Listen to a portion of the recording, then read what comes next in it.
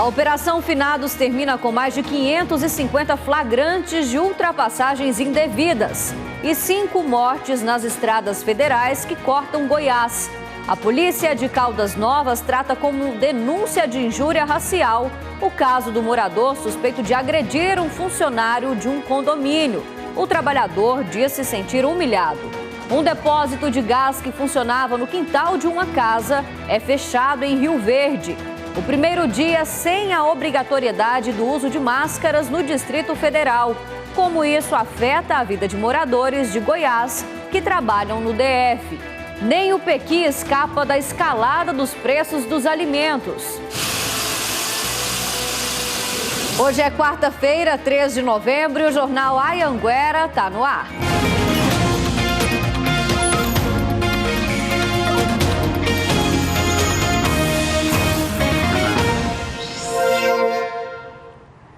Olá, boa noite para você. Agora 7 horas e 9 minutos. O fim de semana do feriado de Finados foi marcado por muitas ultrapassagens indevidas nas rodovias federais que passam aqui por Goiás.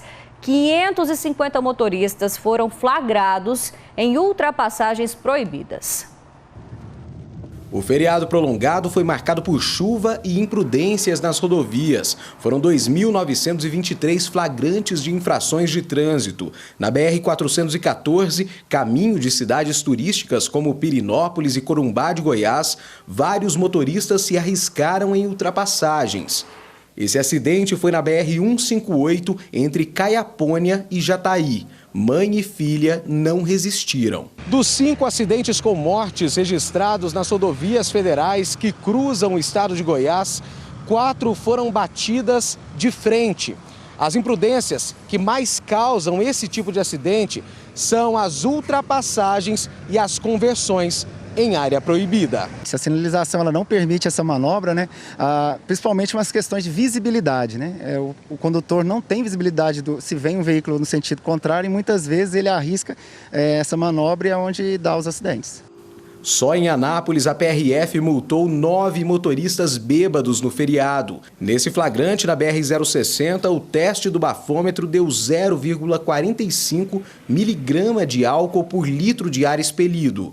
Este veículo estava com irregularidades. Foi parado na BR-452, perímetro urbano de Rio Verde. Os pneus estavam em mau estado de conservação. Tanto o seu pneu sobressalente, que é o pneu de estéreo, quanto os 2 pneus traseiros, eles já estão no limite do TWI, que é esse limite aqui, ó. Nas condições adversas, como a chuva, esses itens eles têm que estar em boas condições para garantir a segurança do usuário. E os números da Operação Finados na região do entorno do Distrito Federal são registrados, só que no balanço da Polícia Rodoviária Federal do DF. E nas rodovias que cortam a região do entorno do Distrito Federal, foram aplicadas mais de 950 multas só durante essa Operação Finados. A repórter Daiane Jardim tem as informações, tem os detalhes para a gente. E eu quero saber qual foi o tipo de infração mais comum, mais praticado na região. Boa noite para você.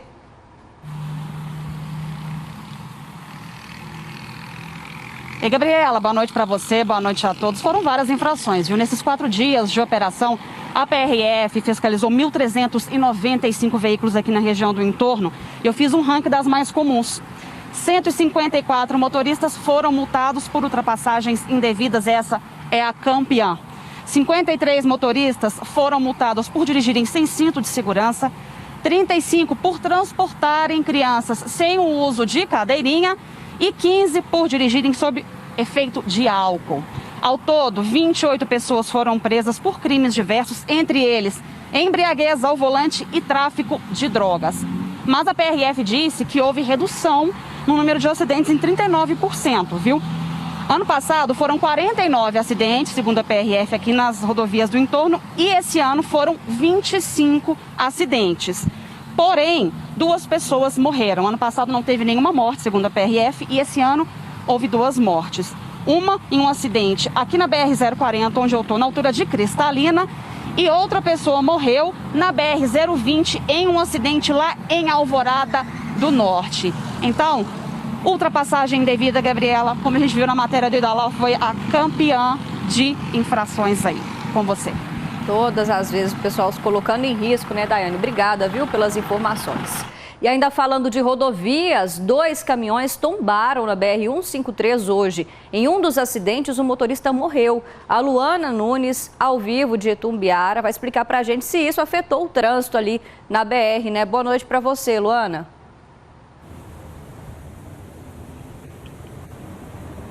Ei, Gabi, boa noite para você e para todos. Mesmo com esses 2 acidentes envolvendo caminhões, o trânsito na BR-153 flui normalmente. No acidente que aconteceu no meio da tarde, entre Morrinhos e Pontalina, sentido Goiânia, o motorista do caminhão morreu após perder o controle do caminhão que tombou. Esse motorista ficou preso às ferragens, chegou a ser socorrido com vida, mas não resistiu. Ainda não se sabe a causa do acidente, mas segundo a concessionária que administra a via, chovia na hora do acidente. Um outro caminhão também tombou na BR-153, mas entre Morrinhos e Goiatuba. O acidente aconteceu na manhã de hoje. Parte da carga de cerâmica ficou espalhada na pista sentido Goiânia. Nesse acidente, o veículo ainda está no local, porque precisa ser feito o transbordo da carga, que deve acontecer amanhã. O trânsito por lá está em meia faixa, mas flui normalmente, o motorista não se feriu, então fica aí o alerta para quem vai passar por esse trecho, ter um pouco mais de cuidado aí, redobrar a atenção para poder evitar. Tá aí a orientação, obrigada, viu, Luana? Em Anápolis, o cruzamento entre 2 importantes avenidas está interditado desde a manhã de hoje. Durante a madrugada, uma mulher perdeu o controle do carro e bateu no semáforo. Imagens das câmeras de monitoramento registraram o momento em que 2 carros passam em alta velocidade. Um deles segue, mas o outro bate e derruba o sinaleiro. Para a PM, a motorista disse que foi fechada e não conseguiu identificar o carro. Sem o semáforo, o trânsito ficou complicado no cruzamento das avenidas Nair Xavier e Presidente Kennedy, no Jardim Alexandrina.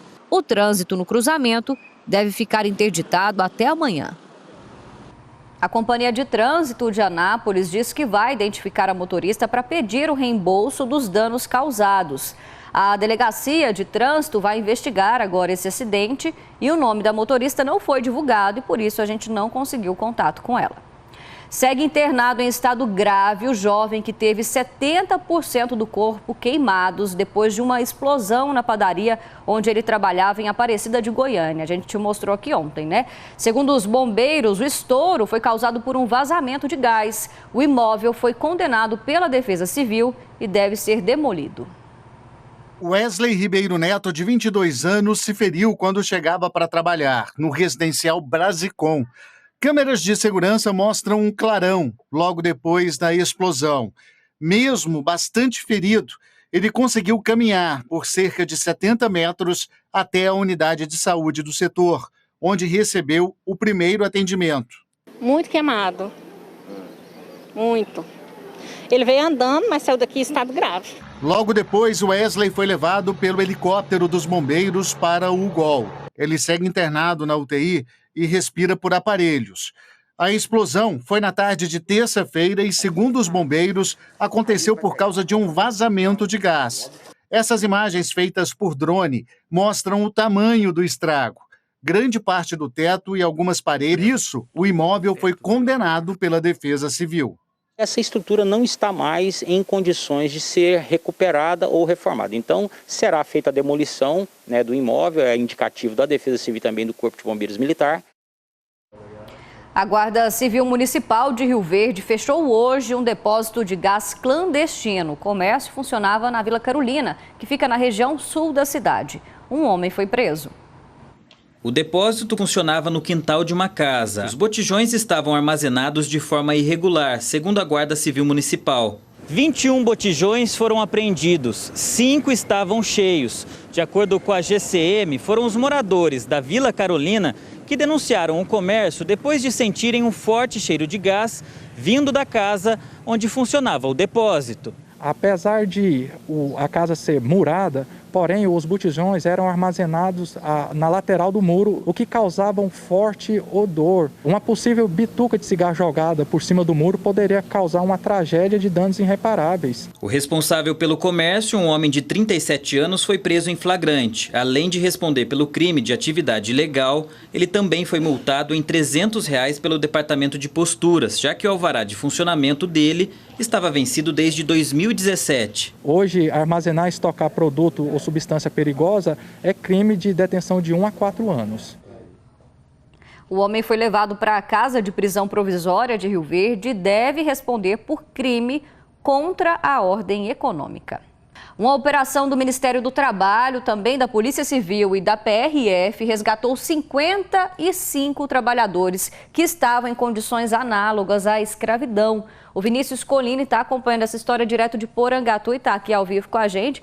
Essa operação, né, Vinícius, foi em várias cidades, em vários estados também, né? Boa noite para você. Oi, Gabi, boa noite para você, boa noite para todos.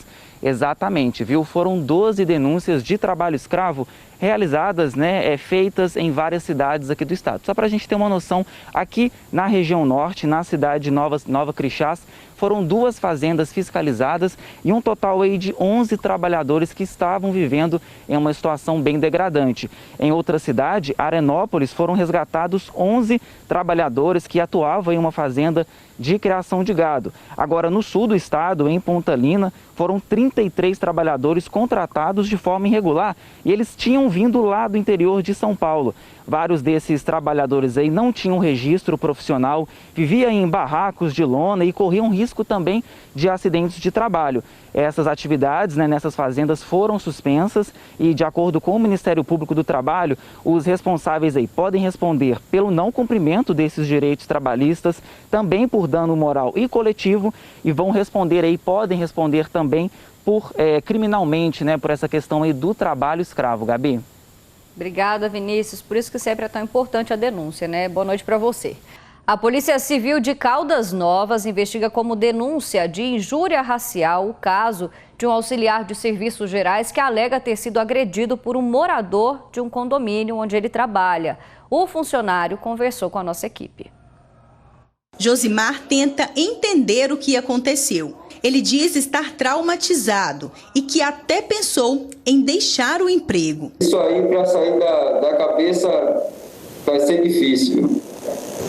Porque eu estou indo trabalhar, porque eu não posso parar de trabalhar. Imagens de câmeras de segurança do prédio em Caldas Novas registraram parte da agressão. Josimar aparece sozinho, varrendo o estacionamento. Por outro ângulo, dá para ver Josimar e o morador discutindo. Num outro vídeo, ele é empurrado. Ele mandou que eu parasse de varrer. Aí eu parei e falei com ele. Não está fazendo poeira. Ele disse que estava fazendo poeira, mas não estava no momento. Aí foi nesse momento que ele começou a me agredir verbalmente. Me chamou de neguinho, ele falou que eu estava naquela profissão por conta que eu era um lixo. Aí depois partiu para agressão física. O auxiliar de serviços gerais trabalha há mais de 2 anos no prédio. Após a agressão, o homem registrou um boletim de ocorrência e o caso está sendo investigado como injúria racial. O suspeito de cometer o crime já foi identificado e intimado. O homem, que é morador de Brasília, deve prestar depoimento nos próximos dias. A Polícia Civil localizou a pessoa acusada de ter cometido o crime, o imputado. Ele já foi intimado a prestar interrogatório. Esse interrogatório foi agendado para a semana que vem, quando então esse suposto autor do fato poderá apresentar sua versão do ocorrido. Daí, diante das versões e dos elementos de informação que vierem a surgir, poderemos dar prosseguimento e concluir as investigações. Para o Josimar, o sentimento é um só. Espero que a justiça seja feita, Que ele seja punido. Eu estou correndo atrás dos meus direitos para isso. A gente tentou contato com o suspeito das agressões, mas as nossas ligações não foram atendidas. A gente também não conseguiu falar com a administração do condomínio. Hoje foi o primeiro dia sem a obrigatoriedade do uso de máscaras em locais abertos no Distrito Federal. Essa medida afeta as cidades do entorno do Distrito Federal porque muitos moradores trabalham em Brasília. Pelas ruas e nos parques do Distrito Federal, algumas pessoas já não usavam a máscara de proteção. Depois de 1 ano e 7 meses, o governo do DF decidiu flexibilizar o uso da máscara. A flexibilização é importante, né?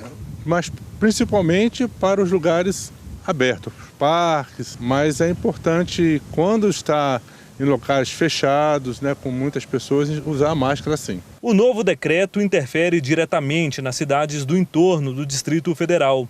Mais de 300 mil pessoas saem das cidades goianas para a capital federal diariamente e vão ter que se adaptar, já que em Goiás o uso da máscara é obrigatório em todos os lugares. É um momento ainda de cautela, mas essa retirada ela pode sim ser discutida e ela pode ocorrer, porque tem uma taxa de transmissão baixa e a vacinação ela está com uma velocidade e um ritmo satisfatórios. A flexibilização permite ficar sem máscara em locais públicos abertos como este. Já em locais fechados, o uso da máscara é obrigatório.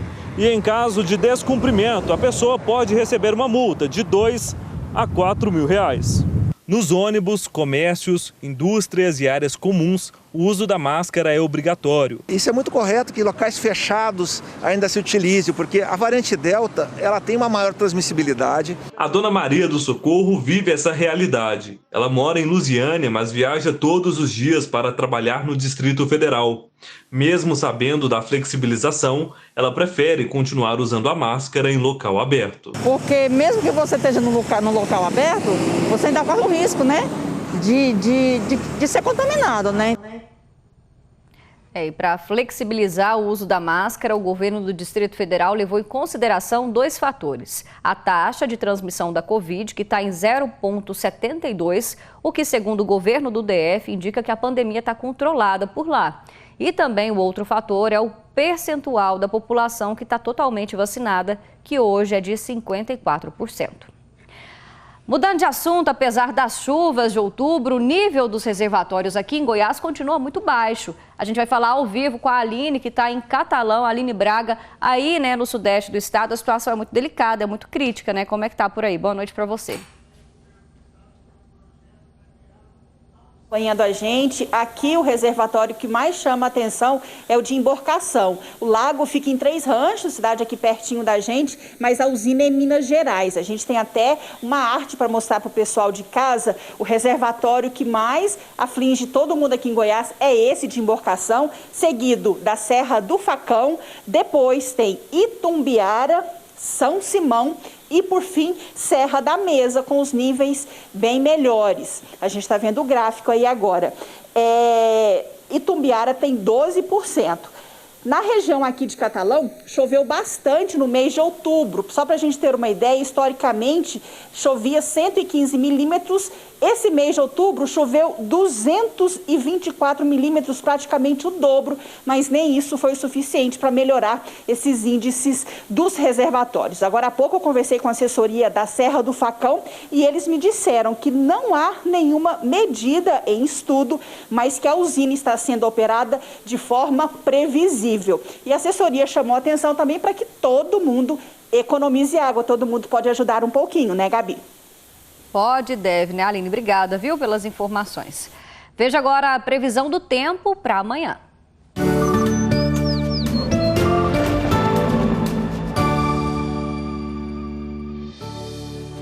A previsão para esta quinta-feira é de sol. A máxima chega a 33 graus no norte e oeste. A chuva fica mais intensa em algumas partes de Goiás. Tem 25 milímetros de previsão de chuva e alerta para raios e ventos fortes. Veja como fica o tempo em Catalão. A máxima é de 30 graus, com umidade em 45% e chuva de 5 milímetros. Pois é, a gente viu aí, né, que a gente está no período chuvoso e aí vem o alerta também para o perigo da dengue. Goiás é o segundo estado com maior taxa de incidência da doença. E só no mês passado foram registrados quase 1.300 casos. O Dia de Finados é sempre marcado por homenagens para pessoas queridas. Mas as flores tão bonitas deixadas nos cemitérios podem ser uma ameaça para a saúde por causa da dengue. Hoje, equipes de endemias de Rio Verde foram nos cemitérios para ver se os visitantes deixaram alguma coisa que possa acumular água. Estamos vendo aqui que algumas pessoas ainda insistem em não colaborar. A gente está em cima a todo tempo, né, educando o morador, falando para ele não acumular água parada e jogar lixo no lixo. O trabalho de conscientização não para. De porta em porta, os agentes reforçam os cuidados que os moradores têm que tomar. E tem fossa aberta para todo canto, viu? Um perigo. Em Goiás, teve queda no número de casos confirmados de dengue do ano passado para cá. De janeiro a outubro de 2020, foram mais de 50 mil. Esse ano, no mesmo período, pouco mais de 40.100. Em Rio Verde, no ano passado, foram confirmados 265 casos. Agora, em 2021, 58. Mesmo com essa redução, não dá para relaxar. É que Goiás aparece no boletim epidemiológico do Ministério da Saúde como o segundo estado do país com maior taxa de incidência de dengue. Só no mês passado, foram registrados quase 1.300 casos da doença. O caminho é ficar sempre de olho no quintal de casa. A gente sempre está olhando as plantinhas, sempre olha atrás da geladeira, sempre dá uma olhada na calha. Meu esposo sempre sobe para ver se tem algum poça de água na calha. O que eu mais preocupo é com esse mosquito da dengue. Sim, a gente tem que ter cuidado da casa da gente, né? Cuidar de todo canto, né, gente? Com o preço do combustível nas alturas, fica bem mais pesado para o bolso do consumidor, né? Só que aí tem gente que acaba abusando da situação. Nos últimos dias foram registrados vários casos de pessoas que abastecem, só que aí foge do posto sem pagar. E é bom lembrar, né, gente? Nessa tentativa aí de levar vantagem, o motorista acaba cometendo um grande crime. São muitas situações flagradas pelas câmeras dos postos de combustíveis. Em Anápolis, o motociclista esperou o frentista ir buscar a maquininha do cartão para ir embora, sem pagar R$ 86 pelo abastecimento. Veja por este outro ângulo, quando ele foge do posto. As imagens ajudaram a polícia a encontrar e prender o suspeito, que estava armado. Em Aparecida de Goiânia, o motorista acelera, mesmo com o frentista já com a máquina de pagamento dentro do carro. O funcionário até tenta correr para evitar o prejuízo, mas não consegue. Em Caldas Novas, o motorista nem espera o fim do abastecimento para fugir sem pagar. Isso é errado, né? Isso não pode acontecer, né? Isso não é certo na sociedade, né? Neste posto em Goiânia já foram registradas 2 situações de motoristas que saíram sem pagar. Em uma delas, o frentista anotou a placa e avisou a polícia, que conseguiu identificar a pessoa, uma mulher que voltou no dia seguinte para pagar a dívida. 20 minutos depois, né, uma viatura da polícia, né, chegou aqui para poder abastecer a viatura. Aí ele comentou o caso com os policiais, né, os policiais pegou o número da placa e já correu atrás disso. Alegou que estava com pressa, tudo, que infelizmente estava com pressa e esqueceu, achou que já tinha pago o abastecimento antes, né, e com isso ela saiu com o carro. Na segunda vez, o frentista não conseguiu anotar a placa do carro do motorista, que fugiu sem pagar R$ 140. Ainda não existe um levantamento sobre o número de casos que estão se tornando recorrentes nos postos. Criminalistas entendem que podem existir 2 tipos de crime quando o motorista deixa a bomba sem pagar: furto ou estelionato, que é quando alguém comete uma fraude com a intenção de obter vantagem. A pena para quem faz isso pode chegar a 8 anos de prisão. O que é o furto qualificado? É quando você apropria da coisa alheia mediante fraude. O estelionato é quando a pessoa te entrega a coisa, achando que você, neste caso, vai efetuar o pagamento, mas você engana a pessoa e vai embora. Então há essa linha tênue entre o estelionato e o furto qualificado mediante fraude. Além de crime, o posto também pode entrar com uma ação civil por danos morais causados pelo motorista que não quis pagar a conta. Para evitar prejuízos, os frentistas estão mudando a tática na hora de abastecer. A gente pergunta, né, se é dinheiro ou cartão, né? Tentamos já manter pedimos o cliente para desligar o veículo, que é um procedimento padrão, que isso também já ajuda a evitar que o cliente corra, né, com o seu veículo, entendeu? Querendo não pagar. Se você aí de casa gosta de pequi como eu, a notícia não é nada boa pra gente, viu? O queridinho de muitos goianos está com preço um pouco mais salgado agora. E sabe qual que é o principal motivo? O preço do combustível que a gente viu aí, que para buscar o pequi no Cerrado também está saindo caro. O pequi, considerado ouro goiano, tá valendo ouro mesmo. Literalmente, viu? O preço do litro tá nas alturas. Um dos fatores que contribuíram para o preço do pequi estar um pouco mais salgado foi o preço do combustível usado na colheita e também no transporte do fruto. Nesse ano, o litro do pequi já custou R$20, agora está 15, mas a expectativa é que nos próximos dias esse fruto tão querido pelos goianos fique ainda mais caro. Agora vai aumentar a distância, porque o nosso pequi da região está acabando e nós vamos ter que buscar pequi agora no norte de Minas. Então, aumentando a distância, aumenta os gastos e com certeza vai aumentar o preço do litro do pequi. O alto preço já reflete no cardápio desse restaurante, que há 12 anos no período da safra serve fielmente o fruto aos clientes. Mas só que esse ano... Teve que reduzir, porque devido ao custo não tem como, senão eu vou aumentar o valor da comida e o cliente às vezes vai recuar, né, por conta disso. Nessa pamonharia, o preço da pamonha recheada com pequi vai ser mantido, R$12. Mas agora as vendas serão apenas por encomenda. A procura para encomendar é muito grande. Aí muitos levam para festa mesmo, para confraternização e para o dia a dia mesmo. Como diz o ditado, somos goianos comedores de pequi. Basta perguntar a quem mora aqui sobre o amor pelo fruto que a resposta tá na ponta da língua. Gosto de uma galinhadazinha com pequi no meio, é uma delícia. E um franguinho com pequi também é ótimo. Bom demais, né, gente? A nossa imagem do dia, infelizmente, está se tornando muito comum e mostra o retrato da saúde pública aqui no estado. Pelo menos 6 pacientes estavam aguardando no corredor do Hospital Estadual de Urgências de Aparecida de Goiânia. Pacientes que estavam aí com as pernas, com os braços imobilizados, tomando soro de forma totalmente improvisada, né?